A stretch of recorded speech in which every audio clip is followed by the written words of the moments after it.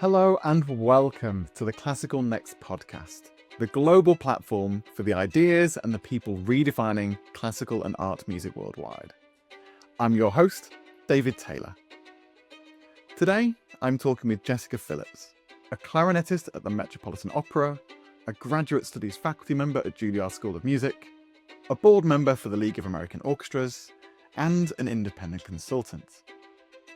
This unique combination of roles gives Jessica a rare 360-degree view of the industry, and it makes her the perfect person to discuss how we train the next generation of musicians and how we can adapt as an industry to support them. In this conversation, we dive into the philosophy of the portfolio career and what it really means for a musician to be an entrepreneur. We explore the disconnect between traditional conservatoire training and today's rapidly changing industry. We also look at how to bring institutions and long-standing faculty along for the journey of change. And we discuss how the next generation is already redefining what success looks like in the arts. Right, that's enough for me. Let's jump in.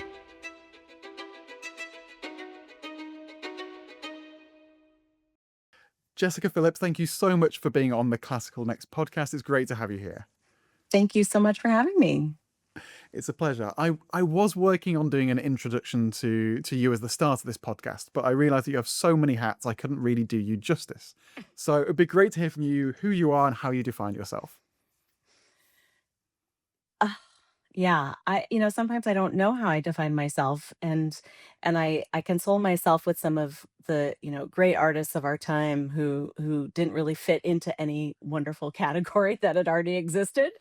But I am a musician first and foremost. I play clarinet at the Metropolitan Opera, a position I've held for 25 years.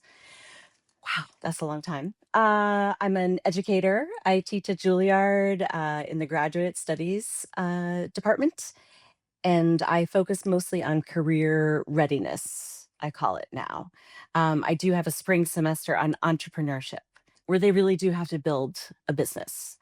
I do a lot of advocacy work. I'm on a couple of boards. I feel very passionate about accessibility uh, of art. I think it used to be just orchestra and opera, but it really has become art and music. And, what is the argument for that in society? I did not know that there was an argument for that. When I came out of school, and so it kind of blew my mind when I got my MBA that, like, oh, wait a minute, there's an argument for this, and we actually do a lot of really amazing things besides just find joy in playing music. So I also do find a lot of joy in music and playing music and being a performer and talking about it. So I think that's me in a nutshell. Fantastic. And am I right in thinking one of those board member positions is also with the League of American Orchestras as well? Yes, yes, newly elected, um, now on many committees, doing lots of things, was just editing a board governance, second edition document that we're working on, where I was saying, "No, no, we have to say this. We have to create a vision for how this could be," like, I think I'm an eternal optimist, so I'm always, pushing, uh, for change. Somebody said to me, "You're really known for innovation," and I thought, "What? Really?" I don't know if it's about innovation necessarily, but that we can always do things better, and, like, we can change with the times and we can respond to the things around us. So sometimes I think people confuse innovation with agility and responsiveness. I just read Harvard Business Review calls it fast advertising, being able to respond in the moment. And, Nike and all these great Oreo cookie did this, great, tweet when the lights went out of a Super Bowl a couple of years ago. And so it's like that. Can we respond to the moment? And I don't think that's innovation. I think innovation is creating something really truly new. Um, and so I find myself saying, "No, I'm not an innovator. Uh, I'm just trying to make this accessible." What a really interesting tweak. I really like that. That's really exciting. One thing I find particularly fascinating is you have such a broad insight to the industry with, like, for example, seeing behind the scenes of the league, or being a musician, or being an educator, etc. All these different strands. Why did you start to do something outside of, quote, just playing the clarinet? Well, I did not do the normal conservatory route. I kind of didn't know being a musician was a job that you could do. And I also really wanted to be in New York City. I came to visit Barnard College, which is the Women's College of Columbia University here in New York City. I live now like 3 blocks away from the campus. So I'm like back in my university haunt. And my mom and I came to visit schools. This is the thing we do in America. I don't know. You go and you check out every campus and see if it's the right fit. And it was really the right fit for me because I wanted a liberal arts education. I love history. I love politics. I was a political science major, and Barnard was an incredibly great experience for me because it's a small campus and every class I had a professor. Whereas at Columbia, it's large, you kind of get lost in the shuffle. Um, so I didn't have the normal go to a conservatory.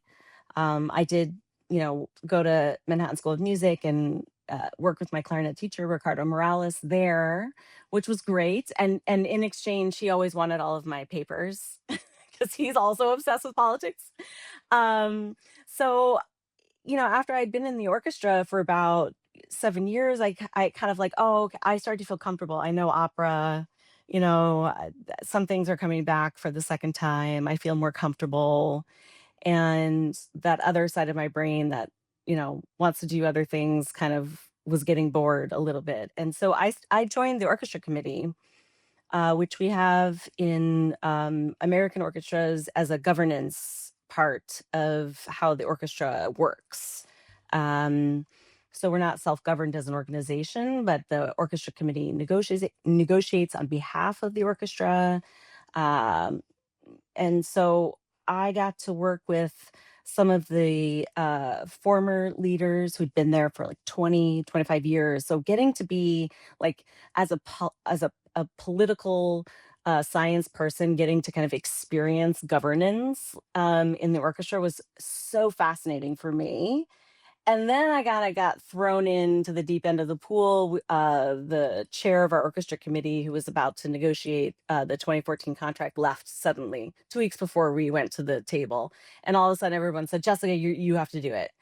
And I was like, like, I've never even done a negotiation, and they're like, no, no, no, you'll be great. Your parents are lawyers. So it'll all work out.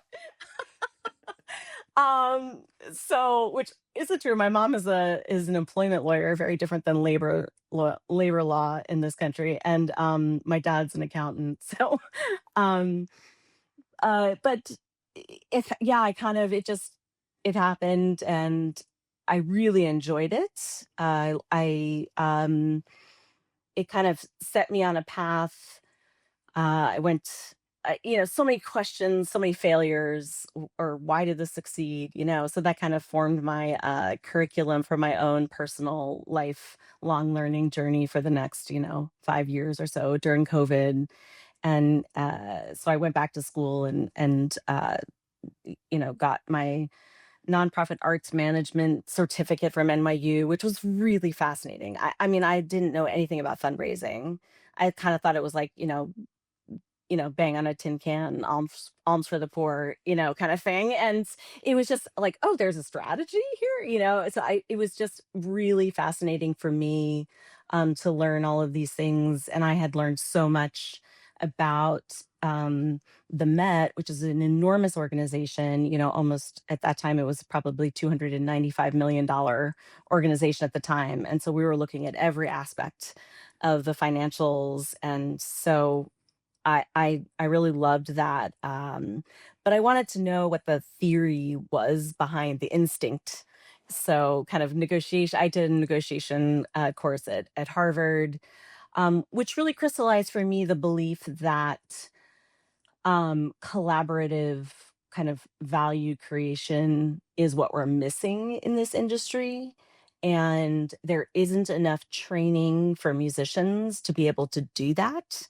So there's so much um, siloing in almost every part of the nonprofit arts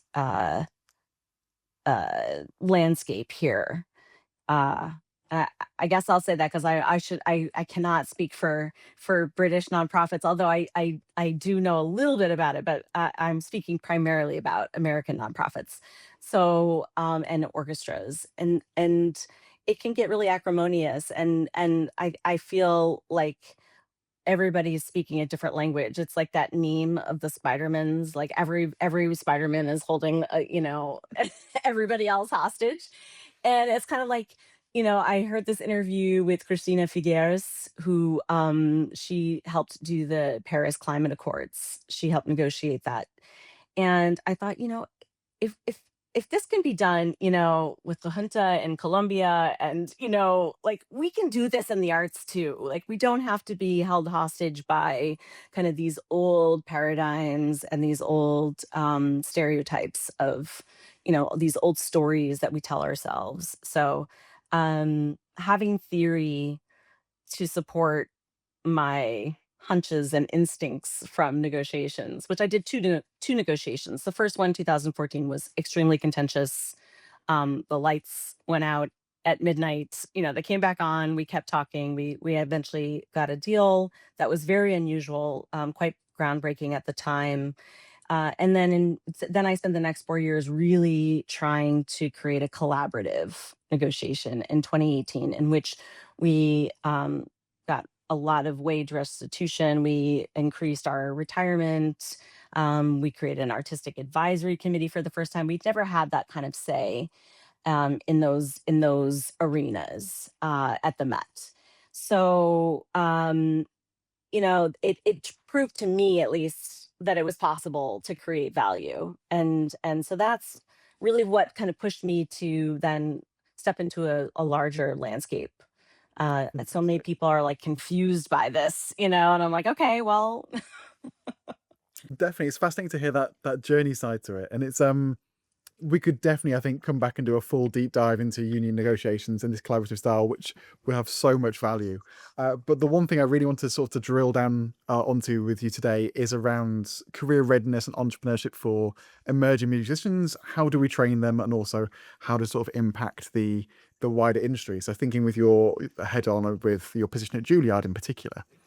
But before we get into that, I'd be really interested I guess, tie into sort of what you've just been speaking about in how do you see the role of a musician has changed in the 21st century, particularly with orchestral musicians, but maybe also more broadly as well. I I think it's changing in many different facets. First, not all of the emerging musicians that I work with want to even be in an orchestra. They want a bit more agency in their lives, artistic agency. We've had a lot of cultural issues in the orchestra in the past couple of years that we're reckoning with and still reckoning with. Um, and and so they see that, and they kind of see that as toxic culture that they don't really want any part of. So there's that, right? We haven't made a case about orchestras to this emerging professional generation. Um, there is, I think, then this perception that you make it.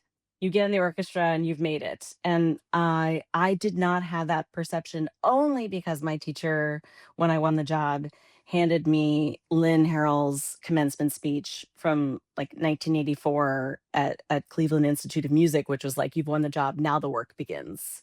And I was like, "What the bleep?" I just won this job. What are you talking about? And he was absolutely right, right? There was so much I needed to learn in that kind of that arena of playing in an orchestra. And I think because my frame was set up like that, I've always enjoyed different conductors doing it differently. We're always innovating, right? We're always every time I do Bohème, I'm innovating on it, and playing it in a different way. I don't feel stifled in that environment, but I think some musicians do. So, um, two, I think that there is much more of a need for musicians to be more than musicians. And I say that to my students, like, I'm sorry that that exists, but I'm also like kind of not sorry because some of the work that we're talking about, where you might go work with incarcerated persons or, work with under resourced communities, can be incredibly fulfilling. I just watched this video of Minnesota orchestra musicians going, like this string quartet going to play for like, a huge class of fourth graders. And they started to play like, what is it, the K-pop Demon Hunter, whatever on Netflix. And all the kids Yes. started singing along and they came alive. And it's like, that's what you want, right? You want to be a rock star like that. And they were, all these kids just knew exactly the melody. They knew what it was. They started singing along. And it's like, that work is so powerful and it's not talked enough, about in conservatory. Like this is a thing that you'll be doing. So I think we're kind of having a conversation on at the league in some ways, like what would it be like if an orchestra in advertising the job also said, well, 20% of our funding is for community engagement, and so you can expect to do 10 weeks of work in this area, and geographically speaking, 15% of our population lives below the poverty line, and we only have 60 people in our orchestra. So if you want to play Mahler 8, like this isn't the place for you.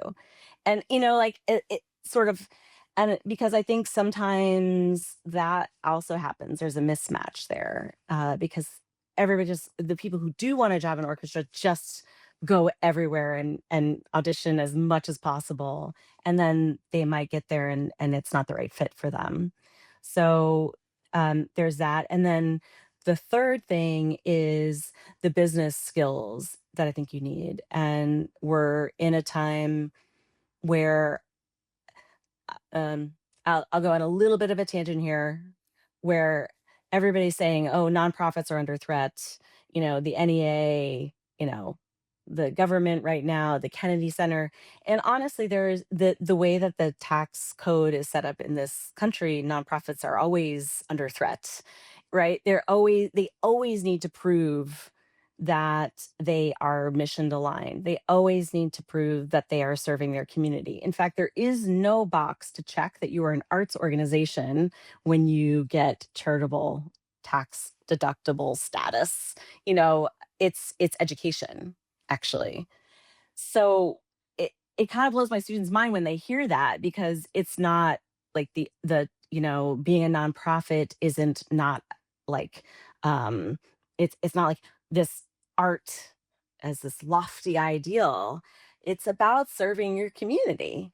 And our communities are incredibly diverse, and we're in a time of great polarization. And um, the things that art can do to help that in creating common ground, right, are um, huge, enormous. That's what art does. It creates empathy, and it helps people bridge divide and do all of these things. So I think that our emerging students, part of what we talk about is like having your own case for art. And that means that I think it's like 75% of emerging musicians are going to be a solopreneur, right? Like they're going to run their own business in essentially in their time, because they're going to do some side gigs. They may not have a full-time orchestra. And so understanding what that career portfolio professional looks like, what are the things that you need to do, and advertising for yourself and thinking of yourself as a business, is what I really want them to walk away with. So we do all kinds of things. One is a negotiation simulation, and a colleague said to me, "I can't believe you're doing that. Like, they're not going to become like a professional negotiator." And I was like, "Well, neither are we. Like nobody said to me you're going to be negotiating a contract that's going to save $60 million, we totally not qualified to do that. So I would like for them to emerge knowing when they're not qualified, when they do need a professional, that they know enough to know what they don't know. Wonderful. I'm amazed to hear like the amount of depth and variety that you give them. One thing I found really fascinating what you spoke about was this potential mismatch in expectations that when you apply for an orchestra job, the reality of what that job is potentially different. I'm really interested as well in sort of maybe a disconnect earlier on as well, and that when students arrive at conservatoire level, they may sort of have aspirations or ideas about the industry and the careers, etc., and priorities that aren't necessarily the reality of the industry now. Do you find that something similar with what you're facing as well? Oh, sure. I mean, even my own story, I was in youth orchestra, a fantastic youth orchestra program too, in fact, in Boston, where I grew up. And yet I didn't actually know it was a job or a career, really. I thought, oh, I love this. This is great. These are my friends. It wasn't until I came to New York that I really saw this huge landscape of art and culture and music that I was like, oh no, this is what I want to do. Um, I think that there's that where students don't know it's an option, particularly for girls, particularly for under-resourced communities where families are like, "That's too risky." So we see a lot of people opting out already before, they even, kind of get to know what they're turning down. I think that then there's, um and I've experienced this a lot, where the students themselves have their like, um, what they think the definition of success is. And it's like, it's yo-yo ma, you know, and that's it. And it takes a while, even in my class. Like, one of the first things I make them do is tell me a story about success and failure. And sometimes I call it achievement and defeat or something like that, because success is a loaded word. And so is failure. I love failure. I think failure is amazing. And it's amazing to read these, and I'm always like, write one paragraph. I don't have time to read any essays, like just the quick and dirty. But it's amazing to see how when they walk through that, they realize that the failure is the more interesting story for them. And so it just to get them off of that success narrative that's not their own, is a huge part of what I do. I don't know that conservatories know that this is so entrenched for the students when they come in, and they certainly aren't promoting that. When I talk to other administrators, they're like, "That's not what we're saying," and it isn't. I don't know how these like urban myths happen, but I do think that um, it takes some work for them to think about what they want to do. Like, um, and there's more and more great examples out there, two set violin, like black violin, like vitamin quartet, all these, there's different things you can do. Drew Ford, who I have in my class all the time, he's another amazing example of somebody who is just doing something so creative with his music, and again, doesn't really fit in like a genre on Apple iTunes necessarily. So I think, students have to, um, like, a colleague of mine, we talk about this, like, the open the cage door and have the courage to fly out of it, and do their own thing. Fantastic. And with that in mind, obviously we're going into a very varied world and there's so many challenges for anyone entering the job market. What do you see as some of the main challenges for students graduating now? And I guess you've probably touched on some of those with the things that you're preparing them for already. I think the first 2 years are the most difficult, right? I did not coin this phrase. I attribute it to a colleague of mine, Jason Haheim, who says the first 2 years are the chasm of despair, right? You lose that net, that security, that community, and you may not know where you're going to live, what you're going to do. Will you be able to freelance? Everybody's financial situation is different with their families, I mean, my family, when I was a senior in high school, they were like, well, when will you be off our books? They're like, get out.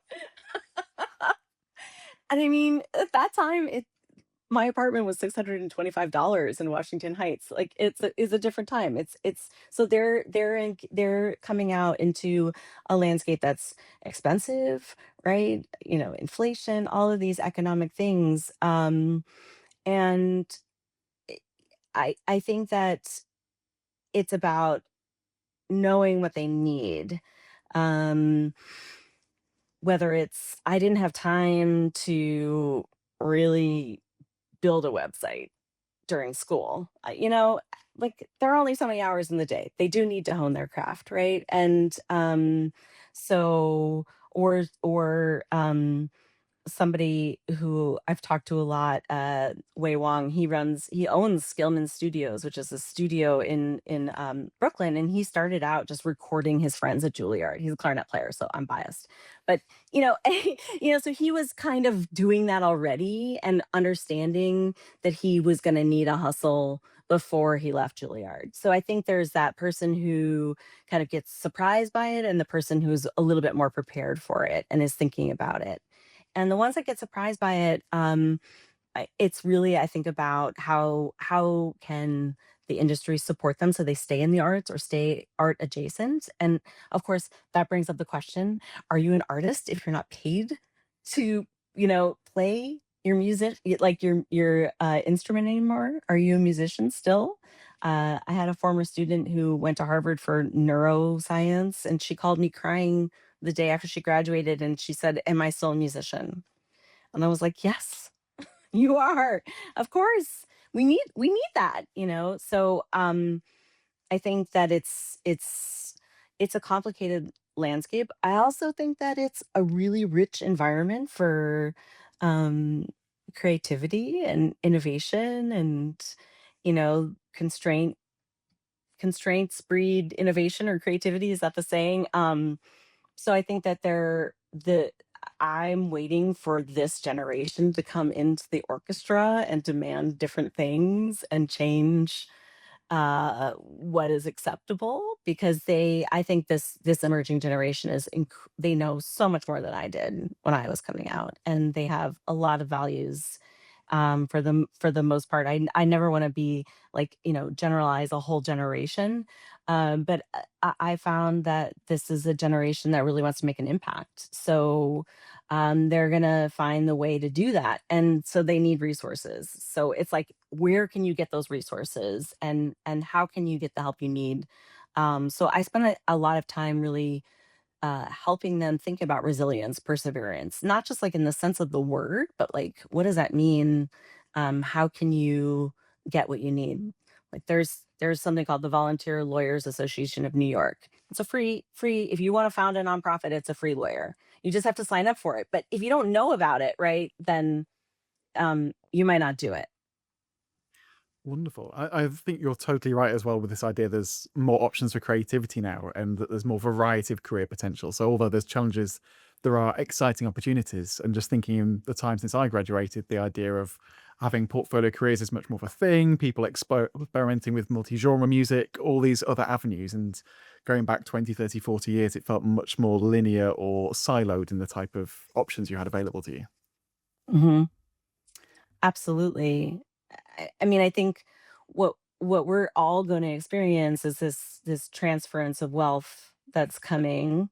And I think we thought it would happen earlier, but I think people are living longer. But it's the most enormous transference of wealth ever in human history. And so, all of these, baby boomers who are leaving their money to, you know, Gen Z, maybe millennials, right?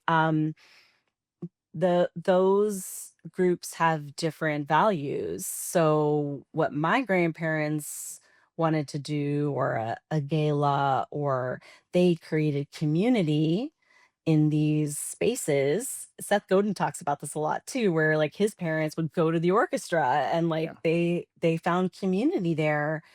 Um, I don't think that's necessarily changed, but the new generations that come into this wealth want to see the impact of that uh, money that they're donating in a different way.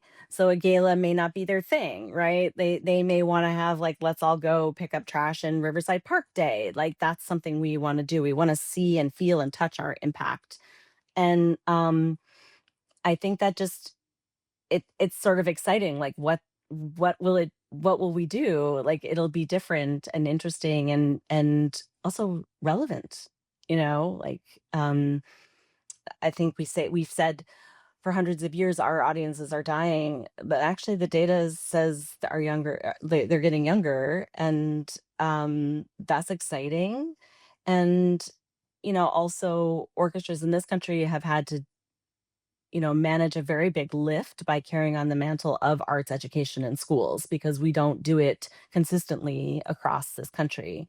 So the orchestras that are doing that work, um, while not every one of those kids will necessarily buy a ticket to the orchestra concert in their community, they'll know what it is. And when they see, you know, Bad Bunny's halftime show, the Super Bowl, they'll see these two string players, it will actually he brought a whole group of string players, but then Brandy Carlisle brought two string player sisters to come in and accompany her when she sang the national anthem, and they're from the Sphinx program. I mean, so it's like it's we're becoming more relevant and mainstream, and it's more normal, I think, than ever to see like violin and hip hop. Like it's great. And so, but it's sometimes it's the musicians that are like, "What? No, that's like diluting my excellence somehow," or something, and it's like it doesn't have to be your thing. There's enough things for everybody. Definitely. There's so much of a variety of things you can do. What I've really find as well is that this with like this sort of Spotify generation coming through, there's so many more musical influences that people have a touch of the button. And we're finding that in some instances, there's so much more appetite for career development, etc., from the students themselves and these other opportunities, but institutions aren't always fulfilling that.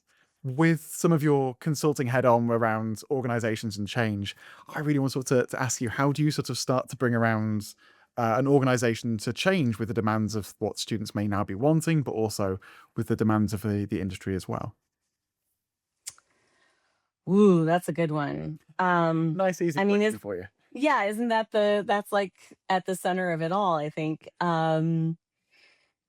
So my husband is a consultant, and he worked at Accenture, which is one of the, largest consulting firms in the world, and left maybe 3 or 4 years ago to start his own consulting firm. And I think his sort of idea was like, why am I helping Novartis, this huge, pharmaceutical company, make more money? you know, I'm the work is good. Um, but he wanted to make more of an impact, and of course he's a millennial, so there you go. So he uh only does social impact work, and he does organization design. And I became sort of fascinated, because I have to hear about it at the dinner table, but about this idea of organization design as something that's not only vertical, right? We're not only talking about the departments, we're also talking about the horizontal, like how people work together and who's at the table at these decisions. I always wonder how, like, who in the boardroom made that decision, and the thing about nonprofits is that we are very specialized in what we do, right? Like you're a musician, you're a fundraiser, you work in marketing, and those groups don't always talk to each other. And when I and my colleagues founded Met Orchestra musicians, we created our Instagram channel, we created Twitter, and I was like, "Oh my god, I have to do this every day." Like that was I'm off of social media still because of that in some ways. But what we found is that people really want the stories. They want the peek behind the curtain. And the only people who can tell those stories are musicians talking to marketers who are also talking to development people who can tell that story to the ecosystem and the community that's supporting that organization, right? So, how can we help people to understand um, that they need to create systems for that to happen, for all those people to be in the room to understand these stories? Because the stories that we're telling are not necessarily connecting with the audience that we don't have, right? Like we're just talking in an echo chamber. It always makes me think of like milkshake marketing, right? With Clay Christensen, right? It's like, do we even know what classical music does for people? People were drinking milkshakes for breakfast and McDonald's didn't even know it. So in some ways, I wish if we had a gazillion dollars, I would hire, a marketing firm to really come in. And there are a couple people in the industry, Ruth Hard and Susan Eldridge and Aubrey Bergauer, who are talking about these things, right? And you, of course, of like, how are we, connecting to people, but also how are we having these reciprocal conversations about how people want to be connected with? And I think that's the connection to this new incoming generation, is that they are totally, social media savvy. They've always been with an iPhone. I mean, I got my email address when I went to college for the first time. I had like a desktop in college.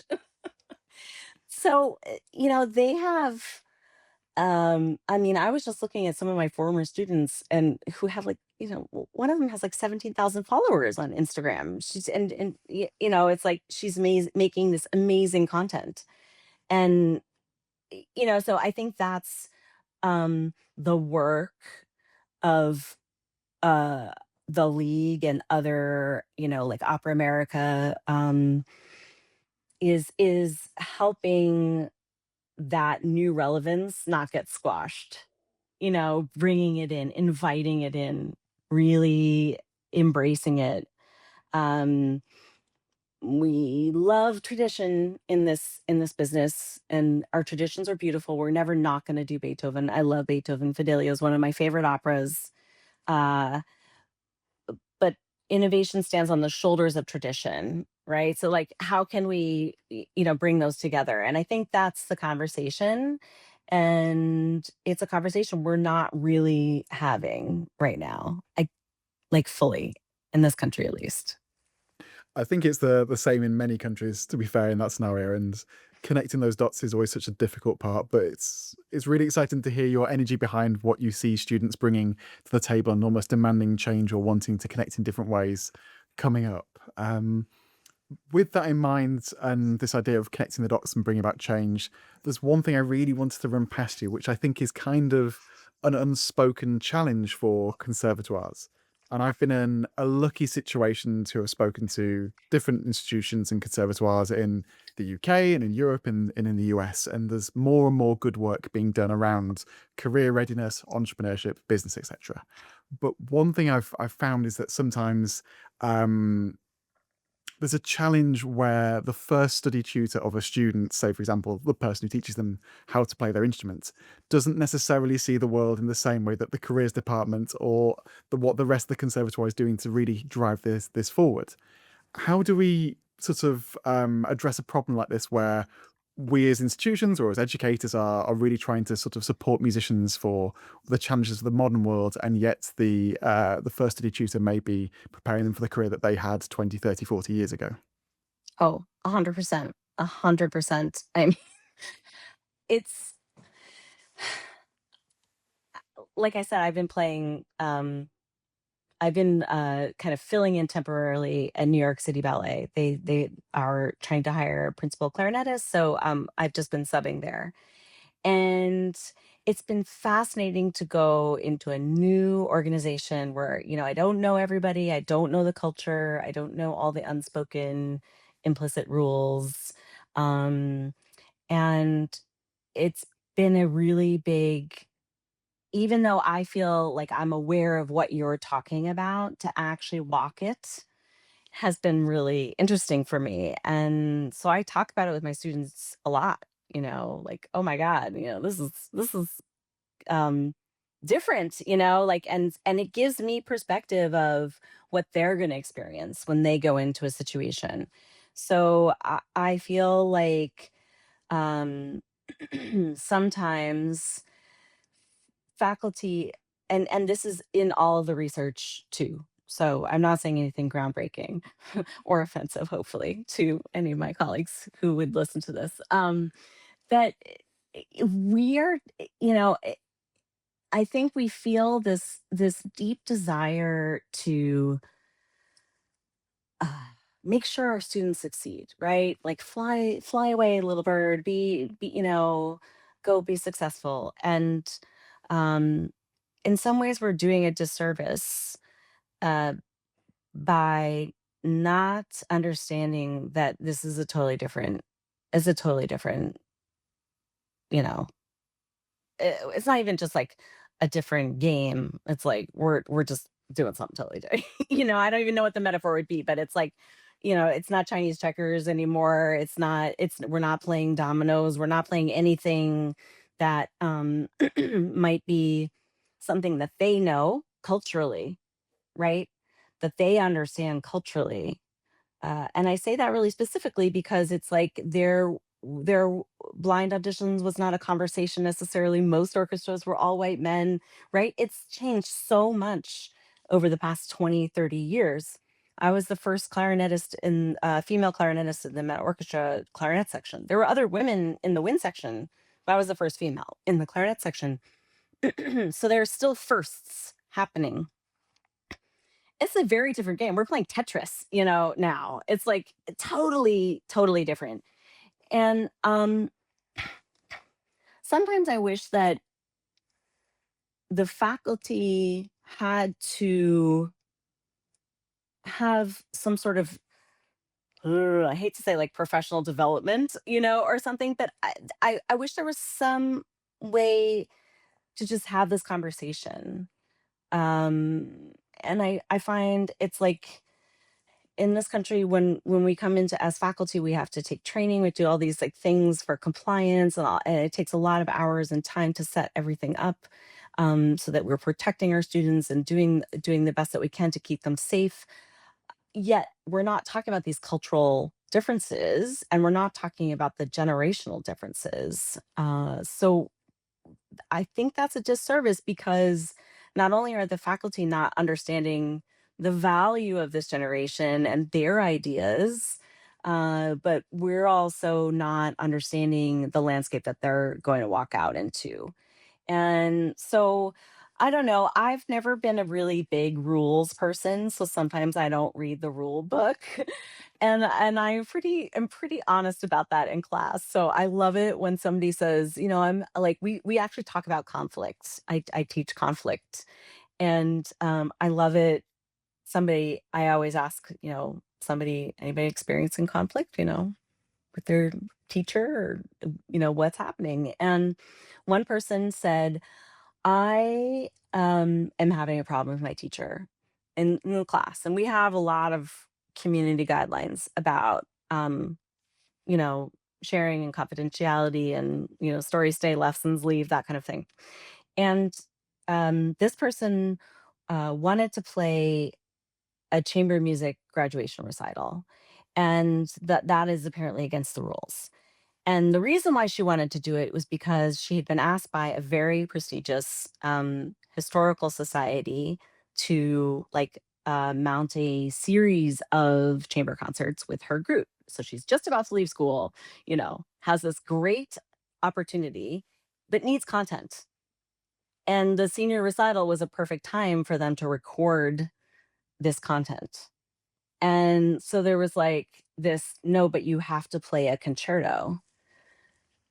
And we were all kind of like, this is fascinating. Why do you have to play a concerto? Or how could it be a concerto grosso? Like, where can we create something new and different and solve this problem so that you are both satisfied, that you have, you know, met the requirements of graduation, and also that you're getting what you need to launch your career.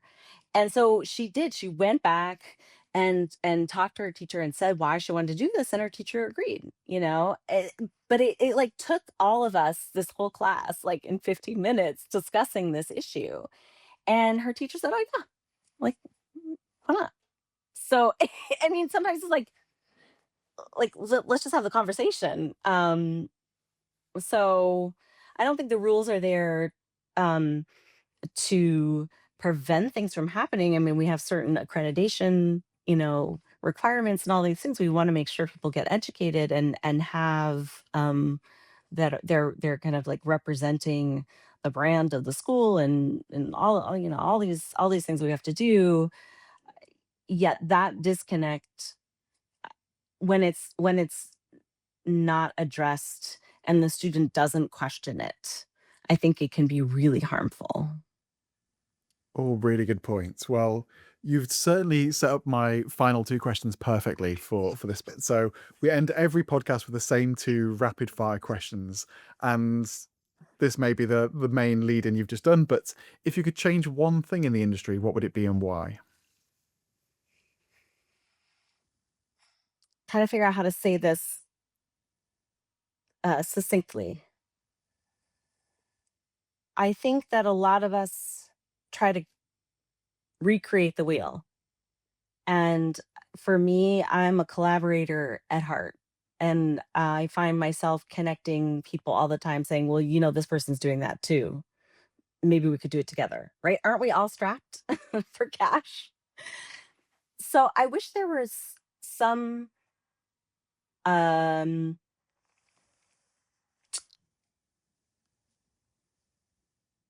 clearinghouse of sorts where people could get more information about what's going on and reach out for help.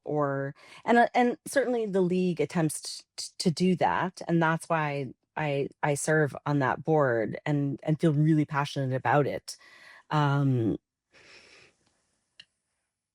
but there are some things I think could be solved with questions. So there is something called like a future search, and it's an actual like facilitated like summit, if you will. And that's what I want to do. I wish there was like a stakeholder from every single part of the music industry, including record producers, because I've gone to LA and been a part of movie negotiations. So everybody, and put everybody in the room, union, people, and have a conversation. What is the vision for the future?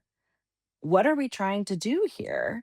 Like, can we all get on the same page about what art is and the impact it has? We don't even talk about the fact that art is like the second GDP of our economy. It brings in so much wealth to families and local businesses. We don't even talk about that. So it's like if we could get together and have like, and I'm always made fun of for being like, if we just had a mixer, we would solve it all. So I'm talking about a 3-day mixer, but facilitated to come up with a future vision. Really exciting. And then potentially into what that future vision could be. What gives you hope for the future of classical music, and where do you see opportunity? What gives me hope is my students, and I tell them this.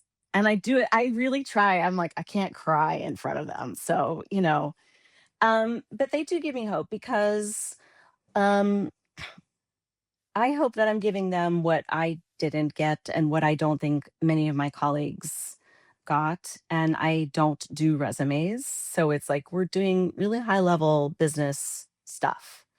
Um, and they have to create projects and they have to identify the need. And the things that they identify as problems and the solutions they come up with are just inspirational to me.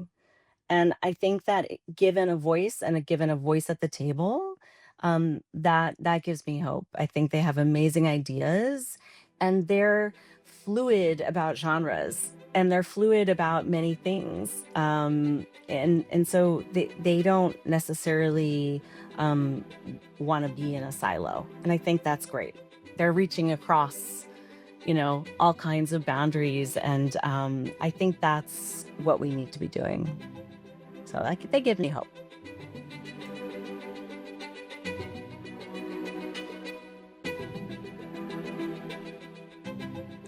I'd like to thank Jessica Phillips for joining me, and thank you for listening. Before I go, just a reminder that we're heading to Budapest for Classical Next 2026 from the 8th to the 11th of April. It's that 1 week where the whole industry actually gets together in one place, and I would love for you to join us.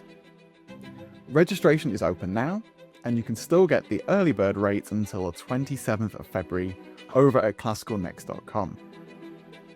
If you have any thoughts on today's show, or if there's someone you think I should be talking to, you can find Classical Next on LinkedIn, Facebook, and Instagram, or just get in touch through the website. And if you found the show useful, please do subscribe and share with your colleagues. I'm David Taylor, and I'll see you next time.